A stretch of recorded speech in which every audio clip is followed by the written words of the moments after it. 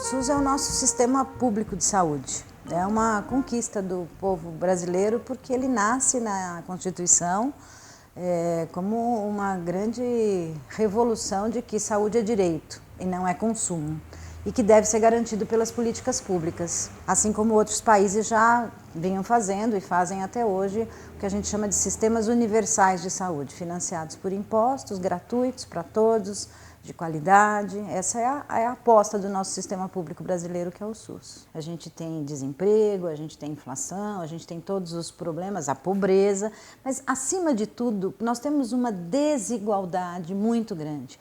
Países que têm muitas desigualdades, e são desigualdades de várias ordens, financeiras, econômicas, relações de poder, as questões de relações de gênero, de raça, e temos vários desníveis, né, societários, de quem tem valor e de quem não tem valor. Então, sociedades muito desiguais precisam de políticas de proteção social, onde inclui saúde, assistência, previdência, que responda à necessidade dos seus cidadãos.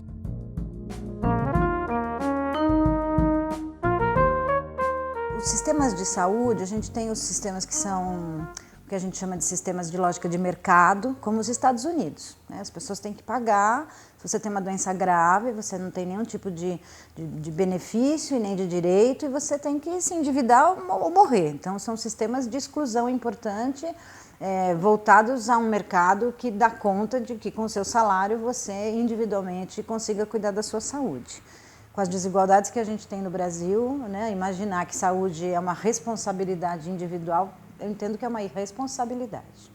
Mas a gente tem uma formação e uma incorporação de tecnologia muito próxima aos desejos, né, americanos. E isto faz com que, às vezes, a gente tenha um sistema universal e que tenha muito pouca regulação e acaba ficando, às vezes, confuso. A gente estimula o consumo privado, de sistemas privados.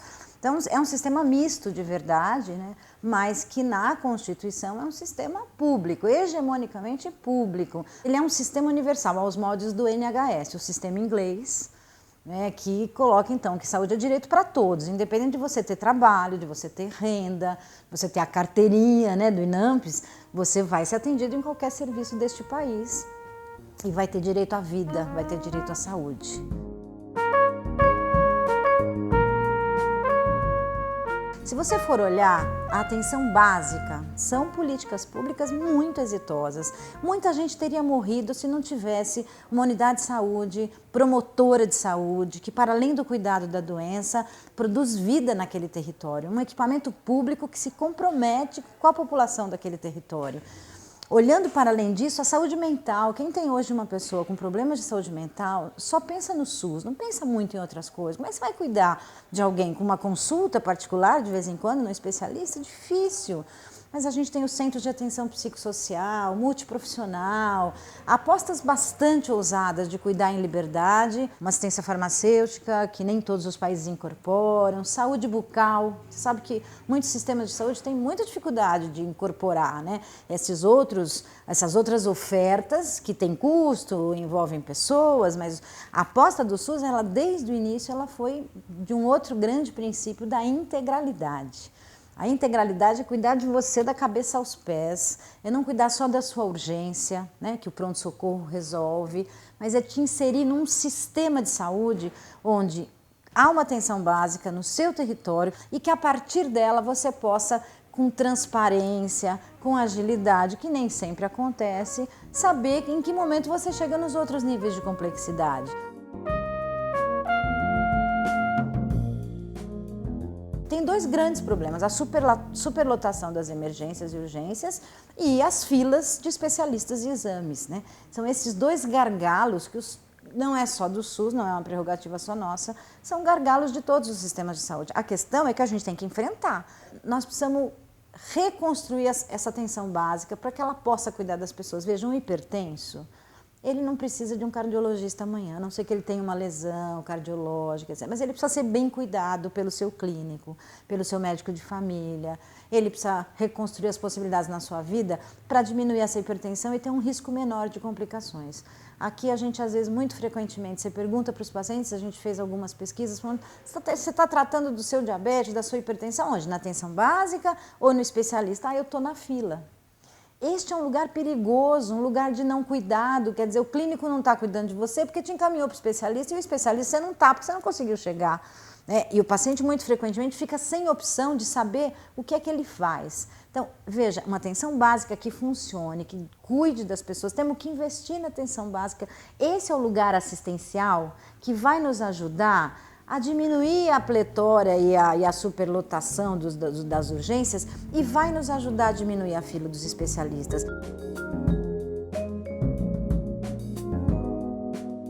Então, o Brasil é muito grande, né? Um sistema único de saúde para o Brasil todo precisa ser singular, ele vai precisar dar respostas muito diferentes quando você pensa lá na população ribeirinha do Amazonas, nas aldeias indígenas ou aqui na Grande São Paulo, na região metropolitana, nas periferias ou no centro, né? Então, por exemplo, a questão da contratação, como foi a possibilidade do Mais Médicos, com ampliação de universidades, com contratação de médicos de fora, mesmo nessa parceria com os médicos cubanos, para você conseguir diminuir os vazios onde não há médico, isso ampliou muito. Quando você fala, tem muitos lugares que tem vários vazios, né? Ampliou muito, mesmo serviços especializados. É lógico que no Brasil inteiro, na maioria dos estados, você vai ter concentrados nas capitais as grandes respostas de tecnologia, né? Você vai viajar provavelmente o estado inteiro para poder ir para a capital para conseguir fazer, mas todas as capitais hoje têm respostas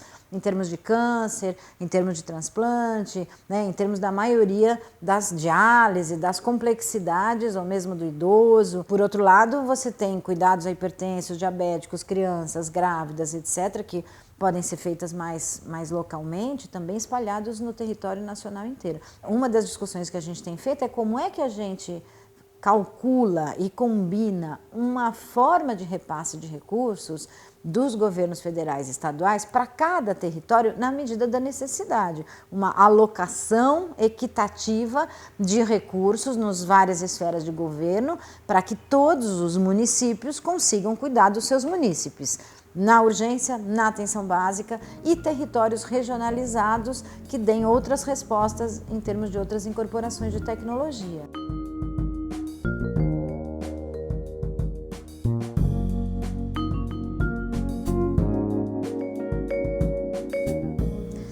Então, nós estamos muito preocupados com isso porque é uma certa falácia, né? Imaginar que tudo que é social, público, universal não deve existir, né? Muitos países hoje vêm discutindo se os sistemas universais são sustentáveis, né? E é por isso que nos assusta e nos preocupa esse discurso de que não seriam. Eles não serão sustentáveis se eles continuarem com esta lógica fragmentada, onde tudo se repete, se faz, se desperdiça, né? Nenhum serviço conversa com ninguém, você não consegue uma continuidade do cuidado, a gente refaz um monte de coisa para poucos e muitos não chegam a fazer o que precisavam. A gente não vai conseguir um sistema sustentável se não tiver um financiamento adequado com controle público adequado. O problema não é ter um sistema solidário para todos, que seja financiado pelos nossos impostos. O problema é eu não acreditar que os meus impostos possam, pelo governo, ser utilizados adequadamente. Então, é toda uma discussão da nossa construção política, né, do que o Estado é capaz de nos oferecer e de produzir, para que a gente possa continuar acreditando em políticas sociais. Eu acho que a gente precisa discutir mais com a sociedade o que significa ter um sistema que é público para todo mundo, mesmo que se eu achar que ele não funcione, por que eu acho que ele não funciona e como é que eu vou contribuir para ele funcionar melhor, né? E o que significa ter um sistema privado que só pagando que eu vou poder ser atendida, que eu vou poder ser cuidada, né? E que as políticas mais coletivas não seriam necessárias para garantir a nossa saúde.